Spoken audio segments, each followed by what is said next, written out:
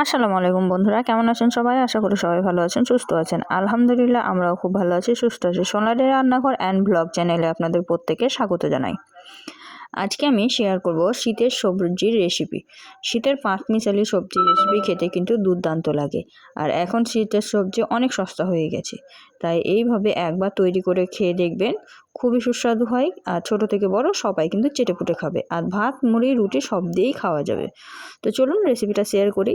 তো প্রথমেই আমি সবজিগুলোকে কেটে ধুয়ে পরিষ্কার করে নিয়েছি। সবজির মধ্যে এখানে নিয়েছি টমেটো কুচি, বেগুন কুচি, আলু কুচি, আলুগুলো লম্বা লম্বা করে কেটে নিয়েছি, ধনিয়া পাতা কুচি, মটরশুঁটি, গাজর, এই সবজিগুলোই আমি নিয়েছি। আর এই সবজিগুলোই আজকে আমি রান্না করে দেখাবো আপনাদেরকে। তো দেখতেই পাচ্ছেন কতটা সুন্দর লাগছে, একদম কালারফুল লাগছে থালাটা দেখতে। তো চলুন রান্নাটা করে নিই প্রথমে। তো রান্না করার জন্য এদিকে আমি একটা কড়াই নিয়ে নিয়েছি, কড়াই দিয়ে দিয়েছি সর্ষের তেল। সর্ষের তেল দিয়েই কিন্তু সম্পূর্ণ রান্নাটা আজকে কমপ্লিট করব। তো তার জন্য প্রথমে আমি এখানে দিয়ে দিলাম আদা রসুন আর জিরা বাটা, অল্প পরিমাণে দিয়েছি, খুব যত 2 চামচ পরিমাণ হবে। তো অল্প পরিমাণের মশলা দিয়েই কিন্তু আমি সবজিটা রান্না করব। তো মশলাটা দিয়ে ভালোভাবে আমি কষিয়ে নিচ্ছি। প্রথমে কিন্তু ভালোভাবে কষিয়ে নিতে হবে, কারণ আদার একটা কাঁচা গন্ধ থাকে, সেই গন্ধটা থাকলে কিন্তু খেতে ভালো লাগবে না। তার জন্য ভালোভাবে কষিয়ে নিতে হবে। তারপরে আমি কেটে রাখা আলু বেগুন দিয়ে দিচ্ছি। এখানে আমি শীতের সবজি সবগুলোই একসঙ্গে দিয়ে দেবো। আলু বেগুন টমেটো সবগুলোকে ভালোভাবে দিয়ে কষিয়ে নেব। তো এই সবজিটাতে কিন্তু মশলা অল্প হলেও খেতে দুর্দান্ত লাগে, কারণ এই সবজিটাতে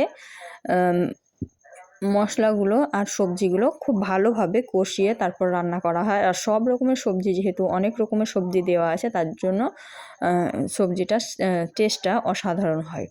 তো এখন আমি একসঙ্গে সব কিছু দিয়ে দিলাম, শুধুমাত্র ধনিয়া পাতাটা দিইনি, বাকি সব দিয়ে দিয়েছি। দিয়ে কিন্তু আমি ভালোভাবে নাড়াচাড়া করে মিক্সড করে নিচ্ছি, দেখতেই পাচ্ছেন।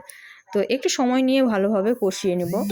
তো মশলাটা মিক্সড করে নেওয়ার পরে আমি এখানে দিয়ে দিচ্ছি শুকনো মশলা উপকরণগুলো। প্রথমে দিয়ে দিলাম হলুদ গুঁড়ো 1 চামচ, তারপরে দিয়ে দিলাম জিরা ধনিয়া পাউডার 1 চামচ। এগুলো কিন্তু 4 চামচ পরিমাণে দিচ্ছি, কারণ এটা আমি অল্প মশলায় তৈরি করব, তার জন্য কিন্তু 1 চামচ করে দিয়েছি। তারপরে আমি দিয়ে দিলাম 1 চামচ পরিমাণে লবণ।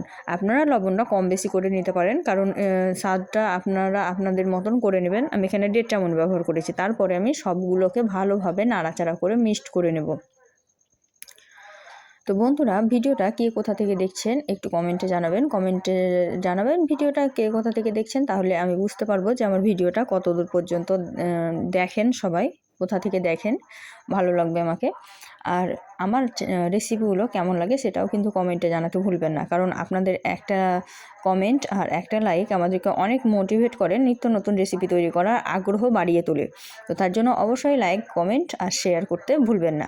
আর যে সকল বন্ধুরা প্রথমবার আমার ভিডিওটি দেখছেন, তারা অবশ্যই চ্যানেলটিকে সাবস্ক্রাইব করে বেল আইকনটিকে প্রেস করে দেবেন, তাহলে আমার চ্যানেলে নিত্য নতুন রেসিপিগুলো আপনাদের কাছে আগে আগে পৌঁছে যাবে।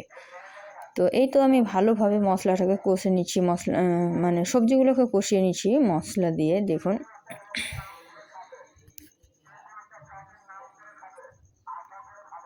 তো সব কিছু সুন্দরভাবে আমার কষানো হয়ে গেছে, মশলা সুন্দরভাবে কষানো হয়ে গেছে। তো আমি এখানে জল ব্যবহার করছি, আপনারা চাইলে গরম জল ব্যবহার করতে পারেন, আমি একটু কাঁচা জল ব্যবহার করেছি। দিয়ে ভালোভাবে নাড়াচাড়া করে দিলাম। আর এটি যেহেতু চচ্চড়ি রেসিপি হবে, তো তার জন্য কিন্তু আমি অল্প পরিমাণে জল দিয়েই সবজিগুলোকে ভালোভাবে ডুবিয়ে দিলাম। ডুবিয়ে দিয়ে কিন্তু আমি ঢাকা দিয়ে রান্না হতে দেব। আর এই রান্নাতে কিন্তু একটুও জল থাকবে না, একদম শুকনো শুকনো হবে, কারণ 5 রকম সবজির চচ্চড়ি রেসিপি হচ্ছে। তো দেখতেই পাচ্ছেন সবগুলো দিয়ে আমি কিন্তু সুন্দরভাবে ডুবিয়ে দিলাম। এখন কিন্তু আমি ঢাকা দিয়ে রান্না করব। তো ঢাকা দিয়ে এটাকে খুব যত 5 মিনিট রান্না করলেই কিন্তু এটা পারফেক্টভাবে হয়ে যাবে। তো দেখতেই পাচ্ছেন সবগুলো উপকরণ সুন্দরভাবে সিদ্ধ হয়ে গেছে, আর অনেকটা পরিমাণে জল আছে। আর এই জলটা মানে ভালোভাবে শুকিয়ে নেব, তাহলেই কিন্তু এই রান্নার স্বাদটা দ্বিগুণ হয়ে যাবে। তার জন্য আমি আবারও ঢাকা দিয়ে দিলাম। ঢাকা দিয়ে রান্নাটা করতে হবে, তাহলে এর স্বাদটা বেশি ভালো হবে। তো দেখতেই পাচ্ছেন জলটা অনেকটা শুকিয়ে গেছে। আর এই পর্যায়ে কিন্তু আমি এখন উপর থেকে ছড়িয়ে দিচ্ছি গোটা কাঁচা লঙ্কা। গোটা কাঁচা লঙ্কা দিলে কিন্তু ঝাল হয় না, কিন্তু স্বাদটা অনেক সুন্দর, অনেক বেড়ে যায়। তো এখন আমি উপর থেকে ছড়িয়ে দিচ্ছি ধনিয়া পাতা কুচি। ধনিয়া পাতা কুচি অপশনাল, আপনারা চাইলে দিতে পারেন, না চাইলে না দিতে পারেন। আমাকে ভালো লাগে তাই আমি দিই। ধনিয়া পাতা দিলে প্রত্যেকটা রেসিপিরই স্বাদ দ্বিগুণ হয়ে যায়। তো এখন আমি আবারও ঢাকা দিয়ে কিছুক্ষণ রেখে দেব।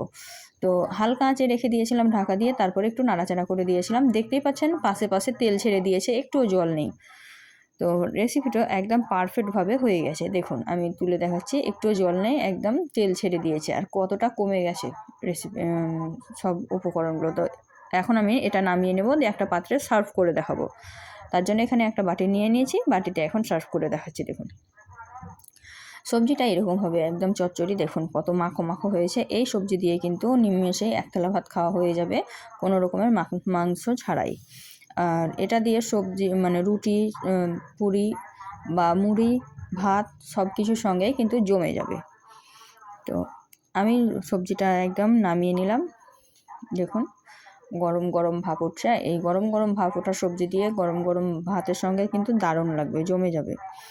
তো এটা হয়ে গেল। এখন আমি এর উপর থেকে কিছুটা ধনিয়া পাতা ছড়িয়ে দেবো ডেকোরেশন করার জন্য।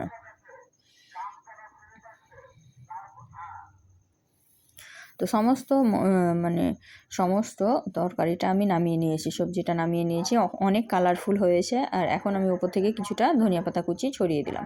তো আজকের রেসিপিটা কিন্তু এই পর্যন্ত। তো রেসিপিটা কেমন লাগলো অবশ্যই একটা কমেন্টে জানাবেন। আর ভিডিওটি যদি ভালো লেগে থাকে অবশ্যই লাইক শেয়ার কমেন্ট করতে ভুলবেন না।